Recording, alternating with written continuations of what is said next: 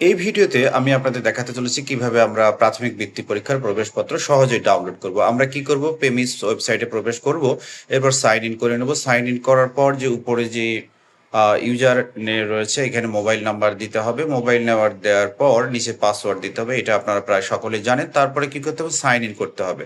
Sign in করার পর শুরুতেই যে ড্যাশবোর্ডটি দেখতে পারবেন, এই ড্যাশবোর্ডে স্ক্রলিং করে নিচের দিকে আপনারা আসতে হবে। দেখতে পাচ্ছেন ড্যাশবোর্ড, এবং আপনি এটাকে মাউসের সাহায্যে অথবা এই বারটি চেপে ধরেও করা যায়। আমরা দেখব প্রাথমিক বৃত্তি ব্যবস্থাপনা ক্লিক করে দেবো। এখানে তিনটি অপশন রয়েছে, মাঝখানে যে রয়েছে বিদ্যালয় ভিত্তিক পরীক্ষার্থীর তালিকা, ঠিক এইখানে একটা আপনাদেরকে ক্লিক করে দিতে হবে। তো আমি এখানে একটা ক্লিক করে দিচ্ছি, যে বিদ্যালয় ভিত্তিক পরীক্ষার্থীর তালিকা। এরপর এরকম চলে আসবে। আমরা কি করব, যে এইটা দেখে নিব যে সব ঠিকঠাক আছে কিনা। ডান দিকে রয়েছে ম্যানেজ রয়েছে, এই ম্যানেজের থেকে নিচে লিখুন প্রবেশপত্র ডাউনলোড কথা রয়েছে। ডাউনলোড করার সঙ্গে সঙ্গে প্রবেশপত্র ডাউনলোড হয়ে যাবে। আপনারা প্রথমে খেয়াল করে নেবেন যে আপনার সকল শিক্ষার্থী ঠিক আছে কিনা। এখানে এক পৃষ্ঠায় এক পাতায় দুটি করে রয়েছে। প্রথম পাতাটি এটি হচ্ছে আপনার নির্দেশনা, এবং প্রথম পাতা হচ্ছে সময়সূচি, এবং দ্বিতীয় পাতাটি হচ্ছে নির্দেশনা।